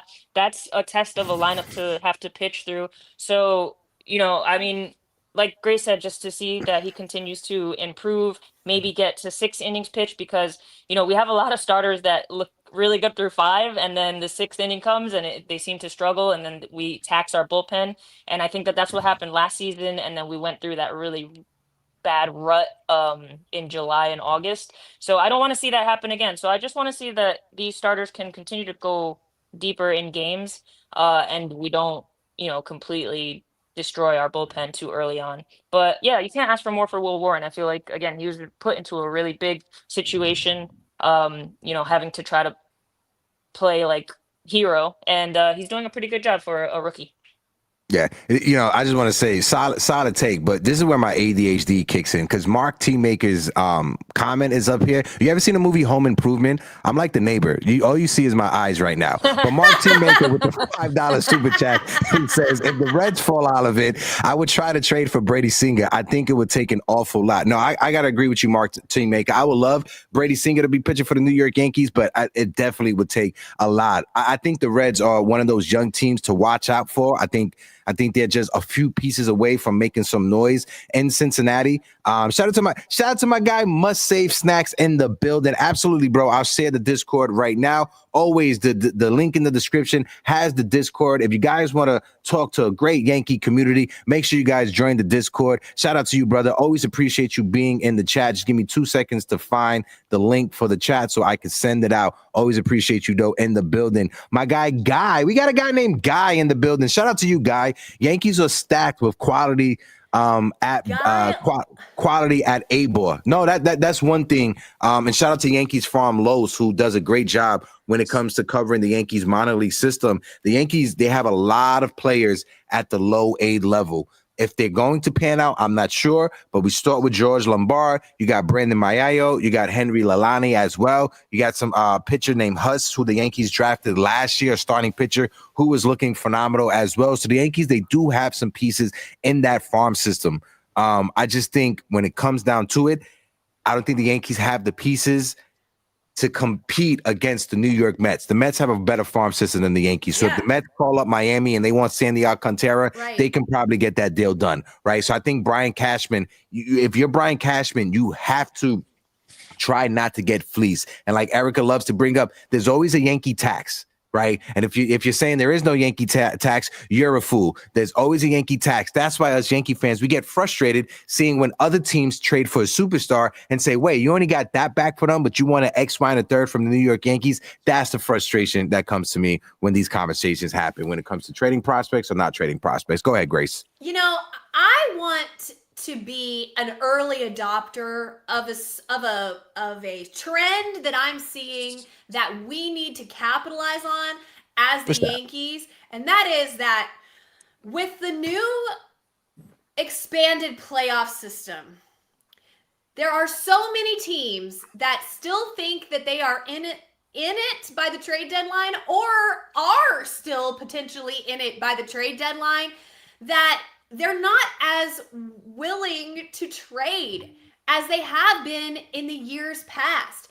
Now, when you look at any trend that's happening, whether it's like Facebook or anything, TikTok, whatever, the early adopters are the most successful. What I want the Yankees to be early adopters of is not waiting until the trade deadline anymore. Try to get trades done earlier in the year if you can.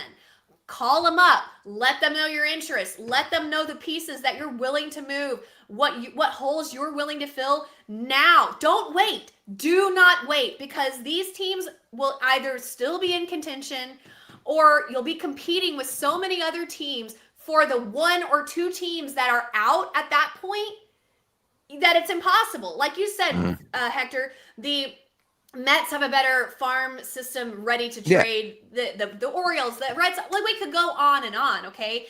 But the point is, let's be an early adopter of a new trend, which is don't wait till the trade deadline anymore. Because the trade deadline is not giving what it needs to give like it used to do, you know? No, I gotta agree. I gotta agree with you on that one. CK, any thoughts on that, and then throw it up to Erica? piggyback off the Will Warren, he's done everything you asked for. Like everyone has mentioned, he's still a young pitcher. He might continue to get better. I think put him at the fifth spot, earning behind maybe like guys like Clarke Schmidt, who's relatively still young pitcher, might be able to help him too. And he pitched a great game on Saturday, so I just want to see how he continues to go. Yeah, one thing I gotta say is when it comes to the Yankees social media, shout out this is a person that runs it. Her name is Alex. Shout out to Alex and the entire social media team with the New York Yankees. You've seen the switch and how the Yankees cover their players from prior seasons, right? Alex, I think, been doing social media for the Yankees for the past 2 or 3 years, and you could tell the amount of effort that is put into it. I just want to share this real quick. This came out yesterday from the Yankees social media team. I thought this was awesome. This was the last game, the series finale against the Kansas City Royals.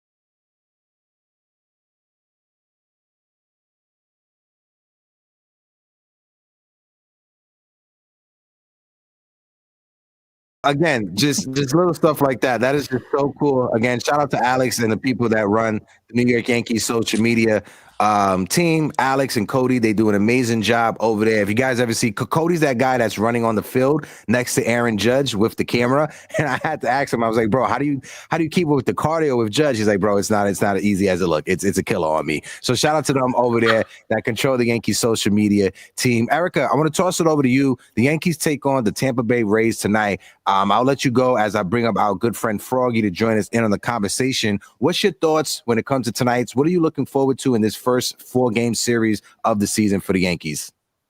Well, first I wanted to comment on the go ahead. The social media thing. One, the Yankees are a great looking team. I don't got a lot of questions. I knew this it. season. I knew. Erica, I knew that Wells got you with that little pose. I was like, oh, Erica can't handle it. Yeah, sorry. I just had to let you guys know. Clarke Schmidt, I don't know, that jacket was doing something, but and those hoodies were fire. I love that there's like this camaraderie. They're all wearing. I want to know where they got those hoodies. Were they embroidered? Did somebody just reprint them? I don't know, but they looked fire. I love Luke Weaver. It's so funny that he can tap into like the ferocious jungle cat that he is when he's on the mound. When he's on the mound, he's a completely different person. It's crazy that he has that personality off the field. And the Yankees? They say that the Yankees are too corporate and not fun, but I feel like these last couple seasons, you really see like the personality coming out on this team. I love it. It's so much fun to watch. But against the Rays, big series. This is the first divisional series, right, of the year, right? Am I going crazy? No. It is. It's the first divisional matchup of the season. Crazy. Absolutely, Erica. Holy That's crap! absolutely crazy. Yeah. I'm not sure what the matchups are, but it's a 4-game series. Obviously, you want to try to win it or at least tie it. But like I said before, I think that you're going to really see our offense explode down there. You're going to get warmer weather. You're going to be playing in a field that, it's built for the minor leaguers. It's not vertically, it's just a smaller stadium. Balls are going to fly out of there. You're seeing it already in the Rays game. You're seeing it a lot with the A's. The A's are like a powerhouse when it comes to home runs. I think Soderstrom has how many? 7 or 8? He has. He's one behind Judge. Him and 8? Judge. He has 8 home runs, Froggy? Yeah. Jeez. It's crazy. So I think that we're going to see a lot of that. And yeah, I want to continue to see the top of this lineup get on base. The stats are kind of crazy. I think our 1 through 4 have consistently gotten on base every game. Fun fact about Paul Goldschmidt. So last year, when it comes to like first base production, Anthony Rizzo had 77 hits last year. 77 hits all last season. Paul Goldschmidt has 23 already. Wow. That's Jesus. insane. That really puts into perspective the lack of production that we were getting from first base. Not to mention the defense, the decline in defense that was with Anthony Rizzo after the concussion. It's just been such a crazy pickup. It looks like the steal of the offseason, honestly. And I really appreciate that they gave him a chance because he also doesn't have to. You can tell that his approach is different. He's not trying to go for the long ball. There's a couple times where he just misses it and he gets under it, but he's just trying to put balls in play. And for a veteran guy with MVP seasons, I think that takes a lot of stress off of him. And I think that's why we're seeing so much success. Gotta agree. What's your thoughts on that, Grace? Yeah, I totally agree. I love Paul Goldschmidt. I absolutely love his contributions to the team. I love his all work attitude, his business at the plate. I mean, the consistency. I obviously love what we're seeing from his defense at first base. He probably already has more WAR than Anthony Rizzo had last year, or that we got from first base combined through whoever played it last year for us already as well. So obviously, if you compare it to last year, you can't even put into words how much it means to have Paul Goldschmidt on the team. And yeah, when you have four MVPs on the team, or four. God, wow. It really takes some pressure off of, like Erica said, it takes some pressure off of you and lets you thrive in a new role. He's never been leadoff before. He hits leadoff great. I mean, he's been wonderful. And I agree with Erica. Probably the best acquisition that's flown under the radar that we got this offseason.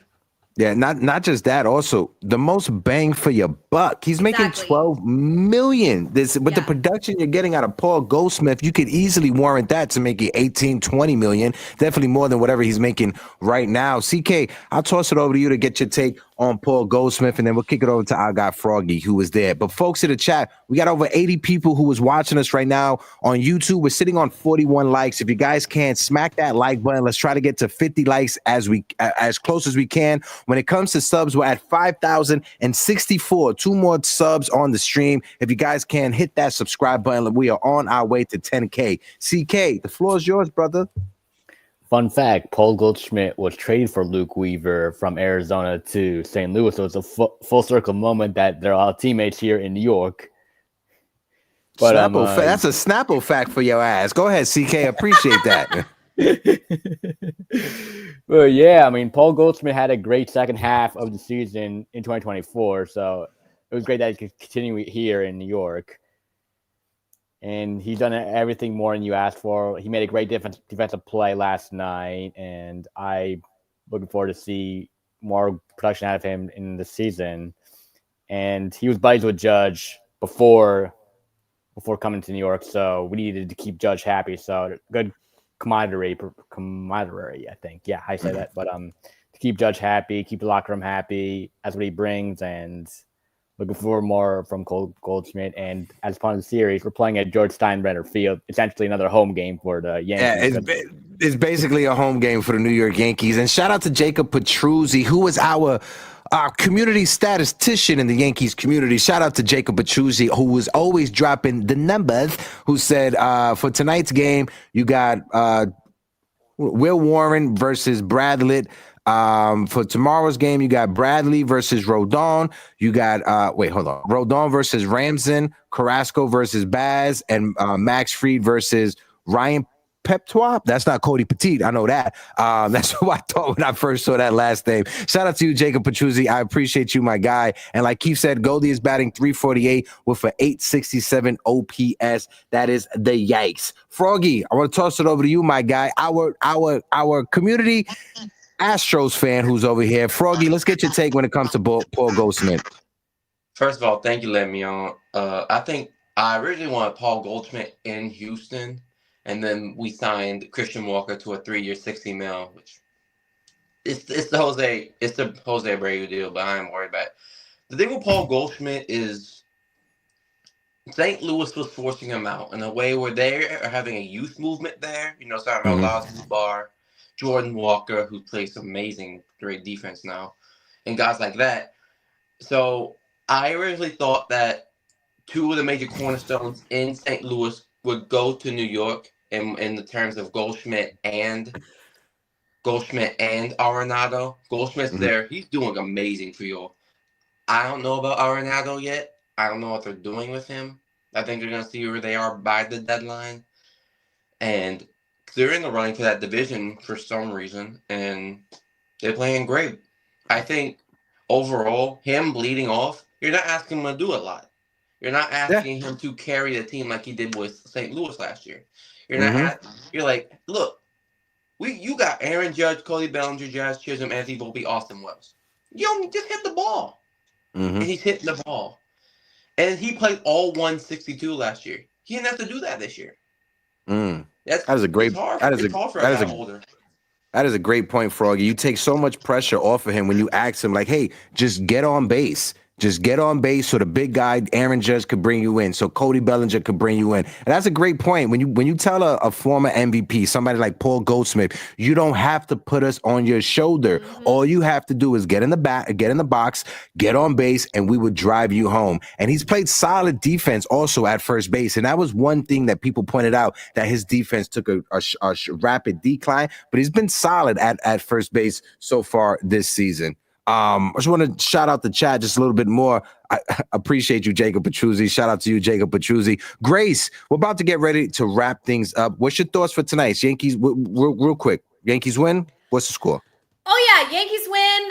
Steinbrenner Field will be absolutely packed, and it will be rocking. I'm excited for the game tonight. You know, when with the sound in Steinbrenner Field, you could really hear the crowd. So tonight is going to be a fun atmosphere to play ball in. I know the guys are excited to get to a place that's warm and play a baseball game the way God intended it to be played, which was in a summer atmosphere. So I'm looking forward to tonight.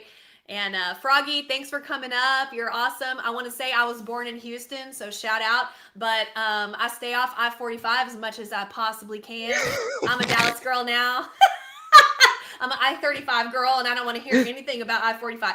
Erica, you're awesome. Thanks for always coming up. You're just my buddy, and I love having you on. Chris, so nice to see your face. I know we talk all the time on X, and it's great to see your face. Hector, as always, you're the best. Yes. I love you, Bessie, so much. Erica, let's get your predictions for today's game before we let you go. Yeah, I don't. What's the matchup today? Will Warren versus Pep Plot? Was that what you? Yeah, Patois. Yeah, whatever it is. Yeah, no, it's Will Warren Bradley versus Bradlett. Is he lefty, righty? Bradley is a right-handed pitcher with 3.71 ERA, and he's 2-0 on the season. We're about to start seeing a lot of righties. I got the Yankees winning today because, of course, you can't say that the Yankees are going to lose. So I'm going to say the Yankees are winning. I also am tired of the Rays being able to develop all these young arms because we're going to see Shane Baz in this freaking series. And I'm curious to see what he's going to do. But I'm also curious to see how this lefty lineup looks against all these righties that we're about to start seeing. But, yeah, Yankees win today. Aaron Judge is going to get a home run. And I love you too, Grace. Yay!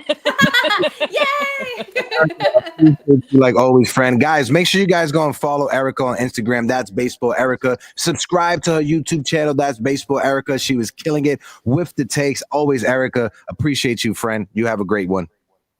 CK, let's get your predictions for today, my guy, and then let's kick it over to Froggy. What's your thoughts? Well, it's been a pleasure making my debut on Uptown Sports TV. Actually, you're my brother, you know that. Great to finally meet you as well. I'm thinking a Yankee win, maybe 4-1. I do think the Martian goes deep. It's another home game for the Yankees. Why not? Let's sweep the Rays. CK, let the people know where they can find you. I know you got your podcast with our guy Ant, King of the Pinstripe. So let them know where you can find that at, bro. Yep. So my podcast name is Pinstripes Uncensored. It's on YouTube and Spotify. You can follow me on Instagram. See that my last name, both on Twitter and Instagram, and now TikTok as well. And I look forward to you for the next Franklin event. And Grace, I'll be back on Uptown Sports TV another day. Of course, anytime. CK, you're welcome here always. CK, you're my brother, and I appreciate you, bro. Love you, my guy. All right, let's go Yanks later. All right, Froggy, the fly guy, my friend from Tiki Talks, right? Let's get your take. I know you're a Houston Astros fan, so I'll ask you. Let's get your prediction for the Yankee game today, and if you want, just get your prediction real quick for the Astros games. Make it fast. Yankees today. I'll go 5-1. I think we'll see a Goldie homer today. It's rare, but we'll see one, and we'll also see a Ben Rice homer because why not? Why not? Why not? Let's get your Astros prediction, brother. We play the Padres. I'll go 4-3 Astros. You know, it's gonna be Hayden Wesneski versus Michael King. Woo-hoo. But two former Yankee pitching prospects. Look at that, 2 former Yankees going at it. Hey, shout out Wesneski though. He struck out 10 his first ever time versus the Angels. But real quick, to go back to Grace, when the Royals traded the Aroldis Chapman, yeah, they gave up Cole Reagans, Vinny Pasquantino, and MJ Melendez. That's a lot. That's a lot. So just mind you, if you want Sandy, or hell, maybe even Framber Valdez, that's gonna be a lot. But anyway, pleasure to find you, Froggy Fresh on TikTok, Instagram, and YouTube. Always a pleasure. Love y'all. Peace out. Froggy, love you, brother. Appreciate you, my guy, Froggy. Dope kid. Again, I appreciate Froggy, and I appreciate everybody that I met on the TikTok space and Yankees TikTok. You guys are amazing. Shout out to you, Must Have Snacks. Great show as always. Folks in the chat, I'm dropping the Discord link for our guy, Must Have Snacks. It is a dope Yankee community. He put the Discord together. You'll find me in there, Jason161. A lot of your favorite Yankee content creators are in his Discord having great conversations. Make sure you guys join. Our guy, Guy, we appreciate you. Spinning Mantis. Hold on, I got to play some music as we get ready to get out of here. Yeah. There it is. Spinning Mantis, I appreciate you. Anna Marie, I appreciate you as well, Anna Marie. Jacob Petruzzi, our resident statistician, appreciate you. Mr. Keith Saunders. Dancing. Cut the music. No, that it just ended. It wasn't me. It just ended like that. Right. And shout out to you, Keith Saunders. Appreciate you. Nathaniel Krenzel, like always. Shout out to my guy JV. Appreciate JV. That's my guy. Again, make sure you guys go to Spotify, Diamond Discussions. Our friend JV and Ro. They got a dope podcast over there. Make sure you guys go and listen. Shout out to all the super chats. I appreciate you. Caleb Vasquez, CK, Uncle Tats, Mark T. Maker. Of course, our friend Anna Marie, CK, Big Ant NYC. Again, Mark T. Maker. Thank you guys so much for the super chats. Helping us keep the lights on over here at Uptown Sports TV. Grace, I'll toss it over to you. Can you bring back up JV's comment? I wanted to read what he said. Something about Cashman. I'll bring it up right now. Okay. I'll let you read it. Go ahead. Making those calls can kill any leverage for Cashman. If he makes calls, other GMs will know he is willing to give up more than he would have to. Solid. No, that's a solid point, especially in this point of the season. But what choice? I don't know. I'm not saying that he's wrong at all. I think it's a great point. But what choice do we have? I don't know. I don't know what to do. I can't be a GM. Yeah, and that's the thing. Neither can I. I do it in MLB The Show, but I cheated when I do it in MLB The Show. That's it. All right.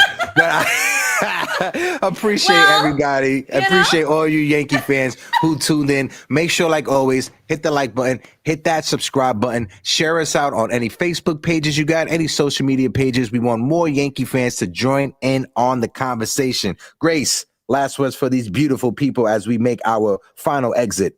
Cody Bellinger goes yard tonight. I'm calling it. If he's in the lineup, he loves Steinbrenner Field. He raked in spring training. He loves the warm weather. I'm looking for Cody to have a big game. He made a game-saving play last night.